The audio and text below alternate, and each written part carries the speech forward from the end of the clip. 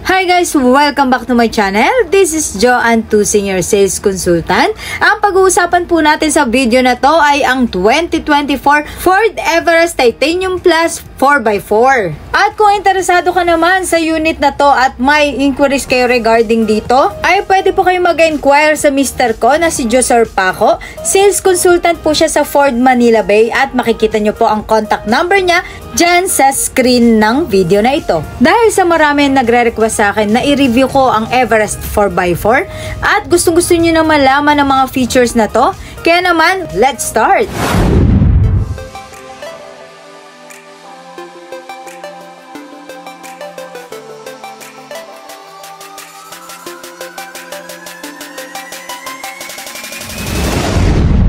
Ito ang 2024 Ford Everest Titanium Plus 2.0 liter bi-turbo 4x4 10-speed automatic transmission. Ang Everest Titanium Plus 4x4 ay ang perfect combination of luxury and capability dahil sa dami ng convenient features, super premium, sophisticated interior, super dami ng advanced driver assist technology, safety and security features. Kaya naman, panoorin nyo ito hanggang dulo dahil siguradong magugustuhan nyo po ito na maging family vehicle nyo, lalo na pag-aakyat po kayo ng bundok or mag-outing kayo. Ang Everest Titanium 4x4 ay makakapag-take off smoothly and safely nang walang masyadong effort dahil sa hill launch assist and rollover mitigation features nito. Bukod pa dyan, dahil sa may hill descent control feature itong ating Everest Titanium 4x4, kaya hindi na po natin kailangan gumamit pa ng brake pag bababa po tayo ng burol o bundok dahil automatic na po ito mag-adjust once na ginamit po natin ng hill descent control. Dahil naman sa immobilizer and security alarm system ay tutunog ng malakas ang alarm ng Everest in case na may magbukas ng pinto, lift gate at hood nang mali ang code ng susi o remote control key ang gamit nila. At talaga namang safe na safe po dito sa loob ng ating Everest 4x4 dahil mayroon din po itong 7 na airbags at mayroon po yan sa driver, front passenger, side, curtain at driver knee. Bukod pa dito ay equipped rin po ito ng ABS and EBD plus ESP with traction control system with electric brake booster. Dahil sa features na to, kaya naman may iwasan ng pag-crash, pagkadulas ng mga gulong at mababawasan na rin ang pressure na kailangan for braking. Kaya naman may enhance ang driver comfort and passenger safety. Komportable pa rin naman tayo sa pagdadrive kahit umulan or magkaroon ng splash ng water dahil automatic na gagana ang wipers once na-detect niya ito dahil sa feature na rain sensing wipers. Stylish and attractive naman tignan itong chrome front grille with horizontal bar accent. Then sa gitna nito ay makikita itong malaking Ford Oval na mayroon pong camera sa ibaba, which is part po ito ng 360-degree view camera. Very unique naman tignan itong matrix design ng ating headlamps at may performance LED accent pa sa gitna nito. Projector type na ito kaya naman focus ito sa daan at hindi sa bogang ilaw. At ang maganda pa dito, napakaliwanag po nito at matagal ang lifespan dahil po LED headlights na ito. Equipped na rin po ito ng LED daytime running lamps kaya naman mas naging attractive tignan ito. Isa pa sa dagdag liwanag itong ating front fog lamps with chrome accent kaya naman mas premium tignan. Malaking tulong ito pag napadaan po tayo sa tunnel, sa mahamog na lugar or kung hindi maganda ang panahon kung napakalakas ng ulan. Bukod dito ay mayroon din po tayong rear fog lamps. Ito naman ang dagdag liwanag sa likod. Ang turn signal lights natin ay makikita po dito sa bandang tail lamps, sa side mirrors, at dito po banda sa headlamps. Safe at mas madali naman sa atin na makapag-park dahil equipped na rin po ito ng 360-degree view camera na makikita sa front grille, side mirrors, at sa lift gate po. Bukod pa dyan ay mayroon din pong front and rear parking sensor kaya naman maa-alerto tayo kung sakaling may obstacles na hindi po natin mapansin. At ang maganda pa dito ay pareho pong 6-eye sensor sa harap at sa likod. Body color naman ang front bumper with silver accent. Sa ibaba nito ay makikita ang dalawang tow hooks. Bukod po dito sa harap ay mayroon din po tayong tow hook sa likod. Nakakatulong naman ito upang ma-recover ang ating Everest sakaling matrap or ma-stuck po tayo sa daan.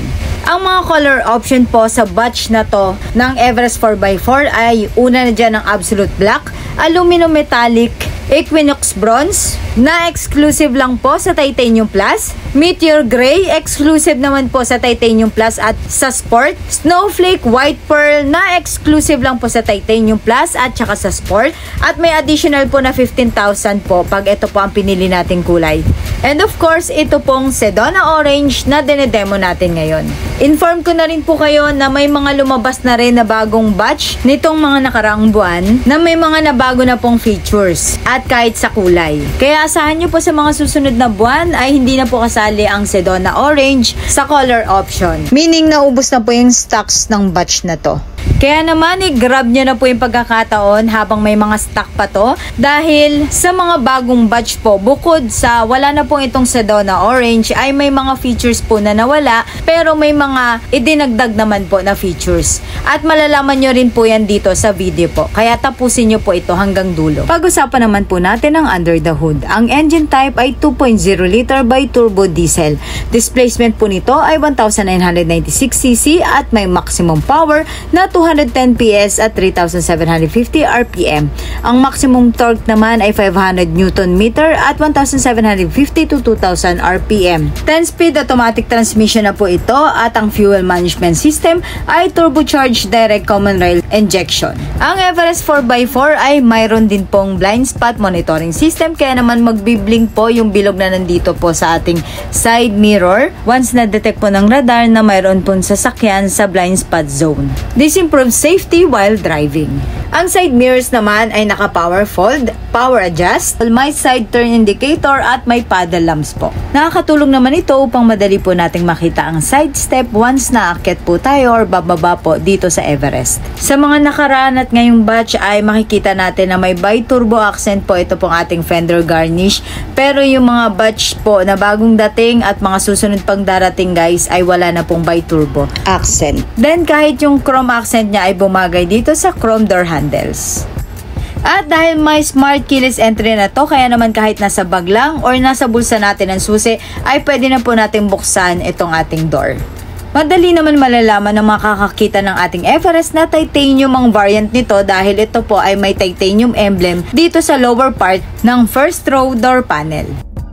Sa pag-open po ng fuel tank cover ay i-unlock lang po natin yung mga door, then press po natin ito at pwede na po natin buksan. Makikita po natin na may diesel accent ito para ma-remind po ang fuel tank attendant na diesel po yung dapat ilagay rito.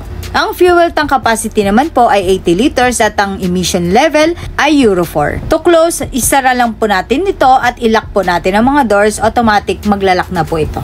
May mga grab handle po tayo sa loob na pwede nating hawakan, nang sa ganun ay mas madali po tayong makaakyat at makababa dito sa stepboard. Ang Everest 4x4 ay equipped rin po ng 800mm water wading depth. Kaya naman pwede po natin ito isugod sa baha. Safe naman po idaan ito off-road dahil may ground clearance ito na 227mm. Gamit naman ang Ford Pass ay ma-unlock natin ang Everest ng full potential tulad ng pag-lock and unlock ng mga pinto kahit nasaan man po tayo, kahit sa ibang bansa. Pwede rin po natin ma-check dito ang fuel level or odometer kahit wala po tayo sa loob ng sasakyan. Dahil sa Ford Pass ay madali rin po natin mahanap ang ating Everest kahit po sa crowded car park. Bukod pa dyan ay pwede rin nating start and stop ang engine, kaya pwede natin palamigin ang cabin bago tayo pumasok sa loob.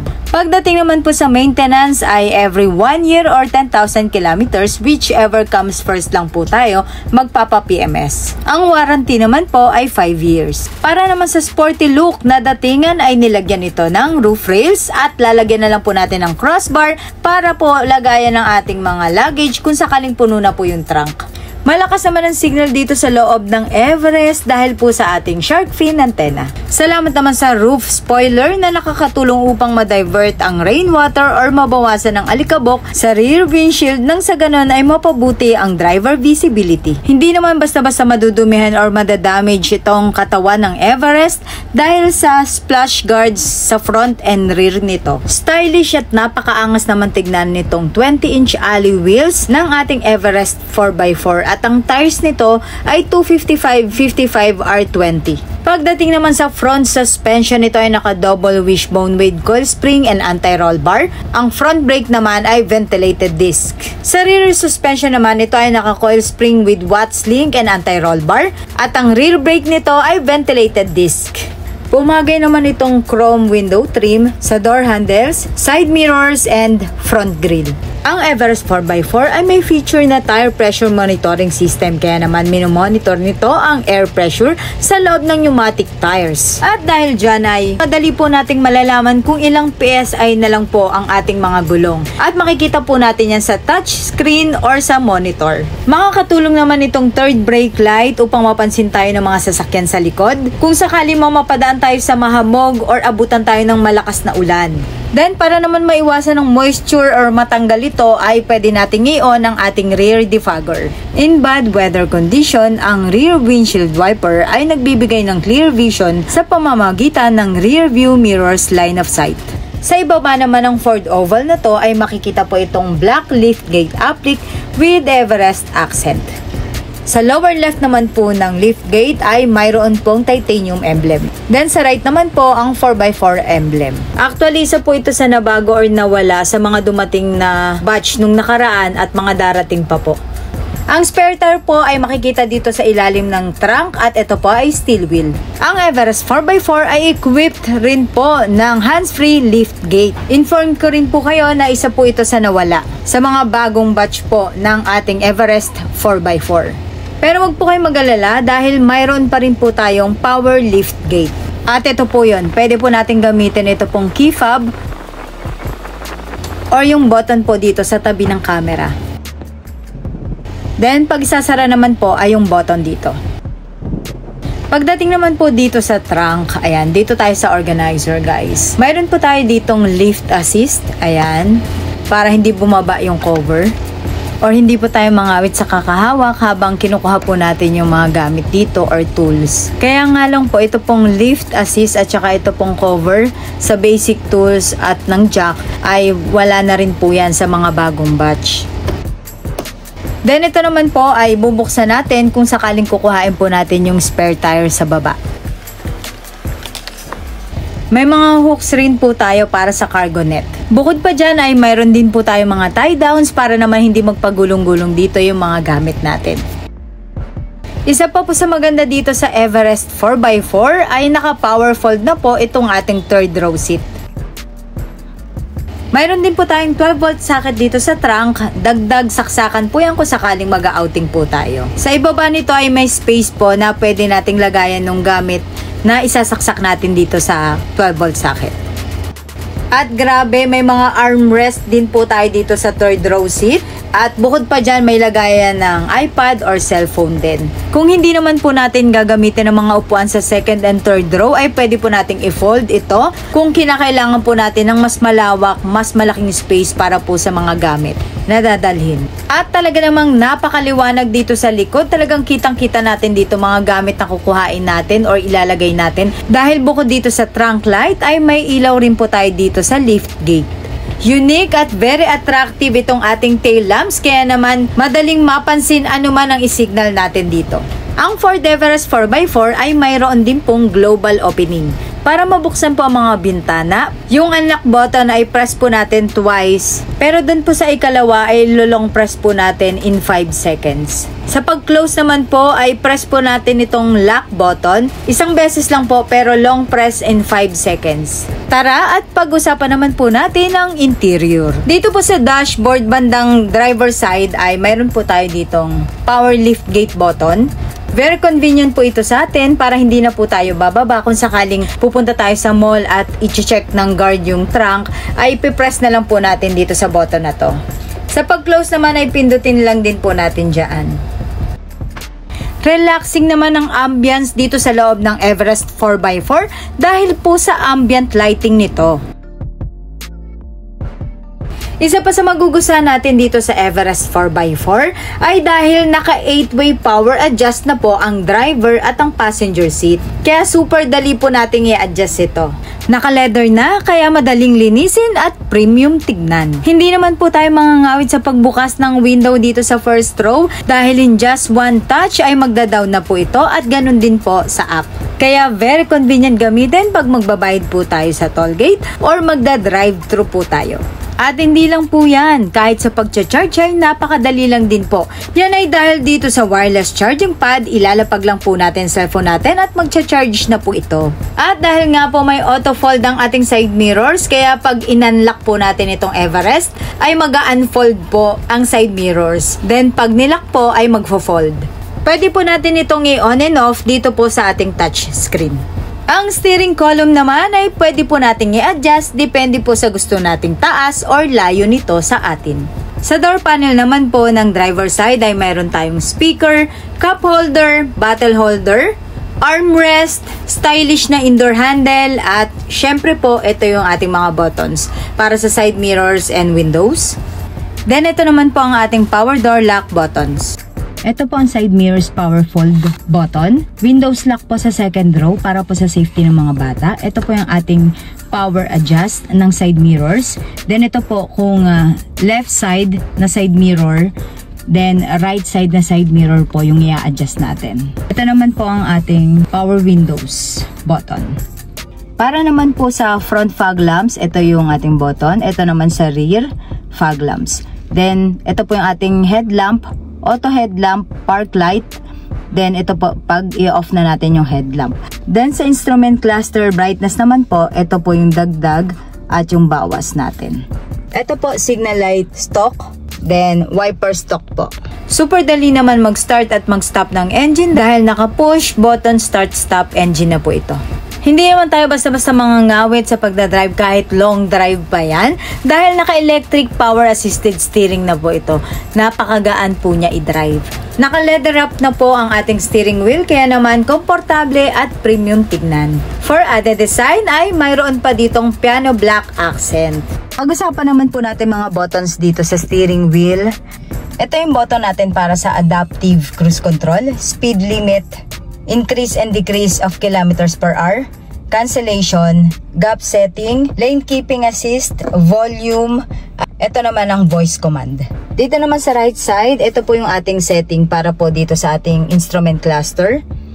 Then ito yung up, down, and okay po na control. Then ito naman po yung cancel or back. Ito po ang ating hands-free phone and audio function control. Stylish and unique naman tignan itong ating mga aircon vents. 4 po yan na malalaki dito sa first row guys. Kaya naman super lamig. Actually, abot po yan hanggang likod. Pero mamaya papakita ko sa inyo na mayroon din po tayong mga aircon vents sa second and third row. Maaliwalas at sophisticated tignan naman itong ating center console. Check naman po natin yung loob nitong ating center console armrest. Yan guys, malalim din siya, malawak. Mayroon na po tayong 12 volt yan, socket. So may masasaksakan tayo dito, pwede tayong mag-charge. Then may tray din po, may lagayan. Pwede natin ilagay dito yan.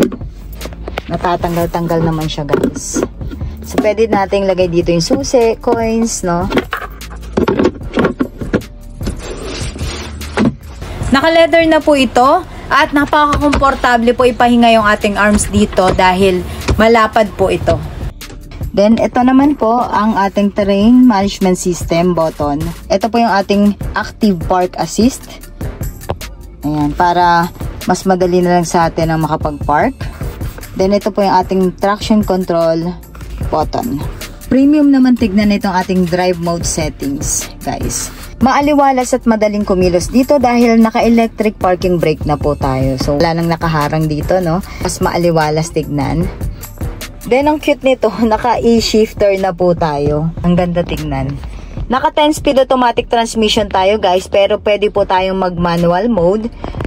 Press natin to para mag-manual mode tayo. Then, ito po yung dagdag, bawas ng gear.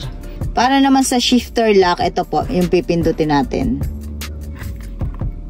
Ayan. Shifter lock yan, guys. Kung ipupunta natin ng park, reverse, neutral, at drive.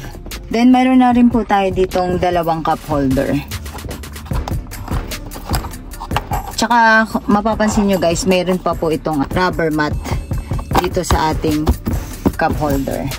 At tsaka guys, inform ko na rin po kayo na sa mga bagong batch po na dumating nung nakaraang mga buwan at yung mga darating pa po ngayon, ay wala na po itong rubber mat na to dito sa may center console cup holder.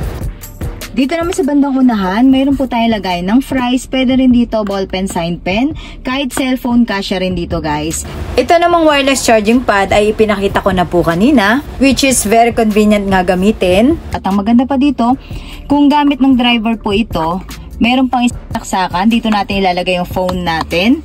So, pwede natin gamitin Type-C or Type-A po na USB port. Kahit mga tatlong gadget, pwede tayong makapag-charge dito. Naka-dual zone automatic aircon na tayo guys. So, ayan. Pwedeng magkaibang lamig dito sa driver side and sa passenger side. Then, ito po, press natin kung radio.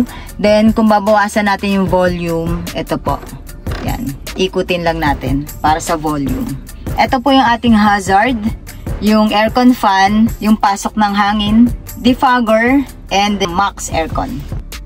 Pagdating naman po sa airbag ng passenger side, ay pwede po nating i-on and off yan. So, dito lang po natin sa touch screen, sa setting po. Babaguhin yon. Ito naman po ang pipindutin natin kung gusto po natin na mabuksan lahat ng ilaw. Yung map lights, pati po itong ating mga cabin lights. Off po muna natin ito. Ito naman po pipindutin natin pag left side map light. Then dito naman po sa right side, ito pong button na to. Pag naka-orange light po ito, ibig sabihin po ay naka-off. Tenas po natin to. Naka-on na po yan. Off natin muna itong mga ilaw. Buksan natin.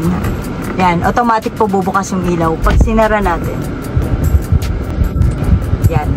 Automatic naman po na mag-off ang mga ilaw. Pagdating naman po sa rear view mirror, ito ay naka-auto dim na. So, automatic po na magdidim itong ating mirror. Once na-detect niya na naka-high beam na po yung sasakyan sa likod. Para hindi po masakit sa mata natin. Mayroon na rin po tayo ditong USB port para kung sakaling maglalagay po tayo ng dashcam, mas maayos tignan dahil wala pong nakakalat na wires.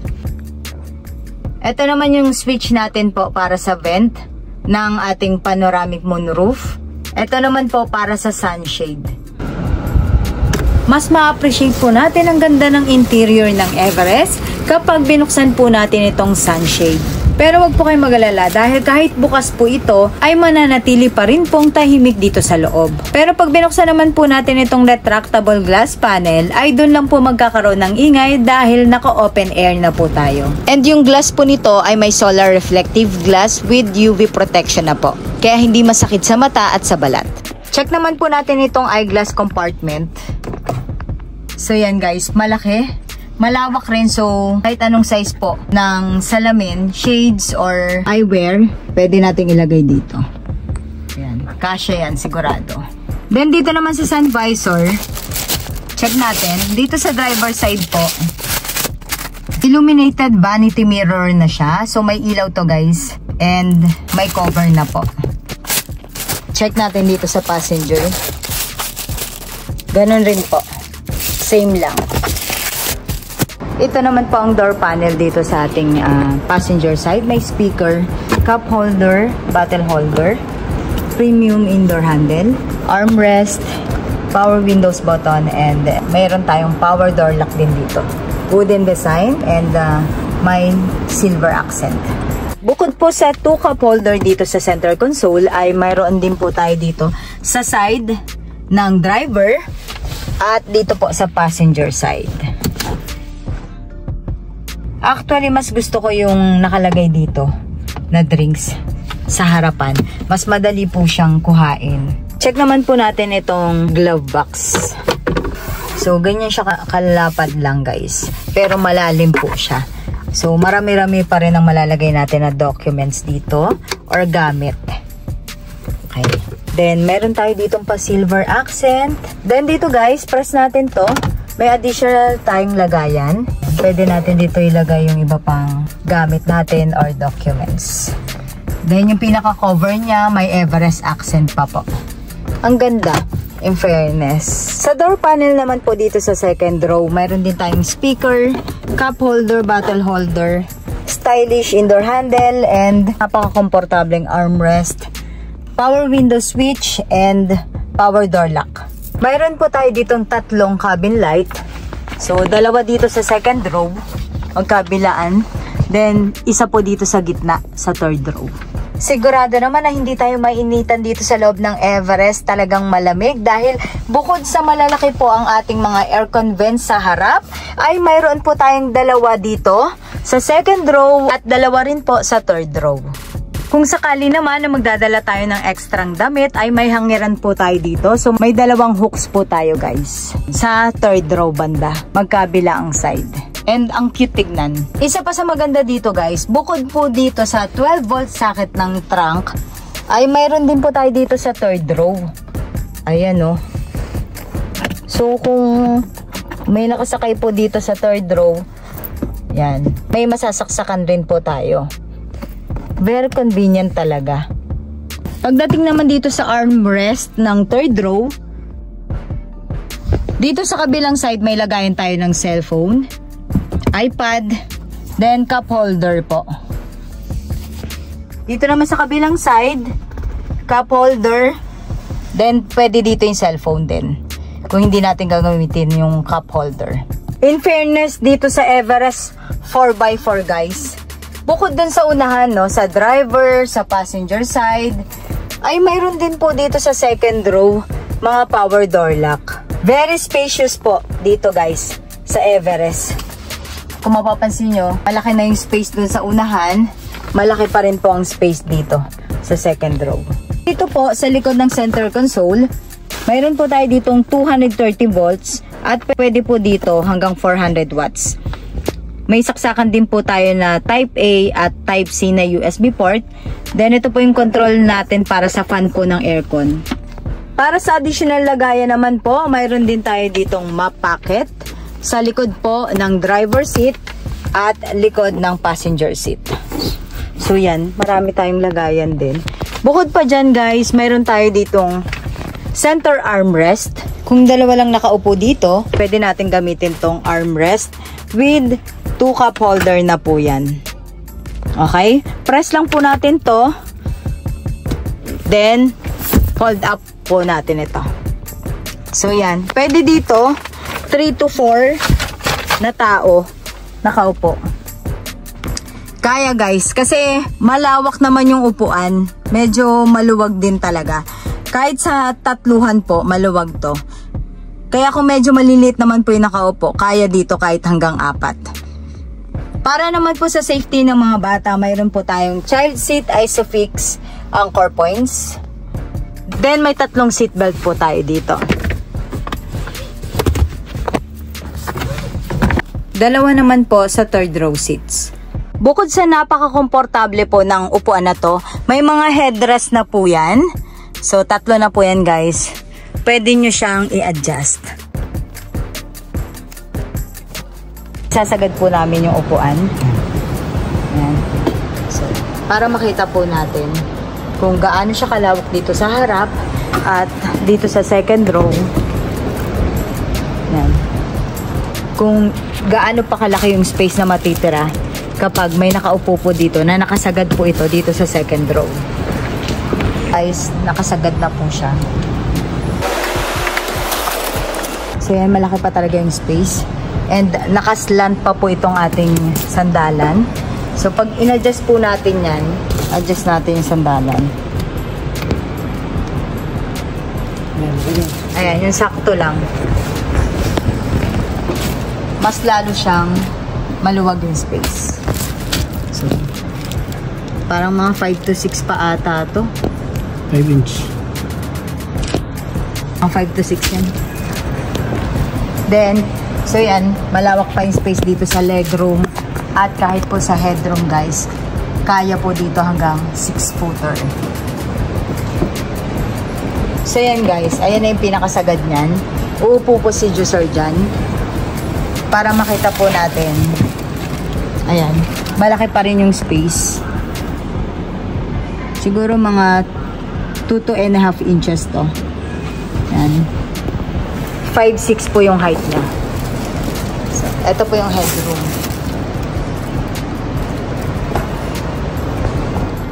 Ayan. Ganito naman pagpapasok po tayo sa third row. Malawak pa yung space, no? Mga gaano pa ang kalakihan. Yan, wag pa to. Pwede pang i-move dito. Ang laki pa ng space. Malawak pa.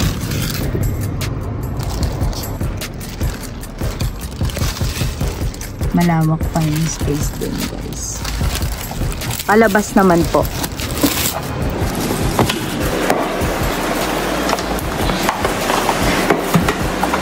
At dahil nabanggit ko na rin po dito kung ano yung mga nawala sa mga bagong batch, kaya sasabihin ko na rin po dito sa inyo kung ano po yung mga idinagdag naman. Sa bagong batch po yun guys ha, hindi po sa unit na to na dinedemo ko. Isa na po dyan ang zone lighting. Next, yung ADAS improvements, new camera views, updated graphics, at etc. Mayroon din pong added alarm in rear seat occupant alert. Bukod dyan ay wala na rin pong mic function. Ulitin ko guys, yan po ay sa mga bagong batch po na dumating at darating pa. Pero dito guys sa dinedemo ko ay mayroon pa pong mic ito guys ha. At dahil super haba na po ng video na to, kaya naman yung mga hindi ko pa nabanggit na mga features ay ilalagay ko na lang po dito sa screen kahit po ang dimensions po ng ating Everest. Ngayon guys, dahil sa pagiging high-tech, very convenient i-drive, dami ng safety and security features, at napaka-komportable sa loob ng Everest 4x4, ay magkano naman kaya ito ngayon? Ang 2024 Ford Everest Titanium Plus 2.0 liter bi-turbo 4x4 10-speed automatic transmission ay nagkakahalagang 2,525,000 pesos.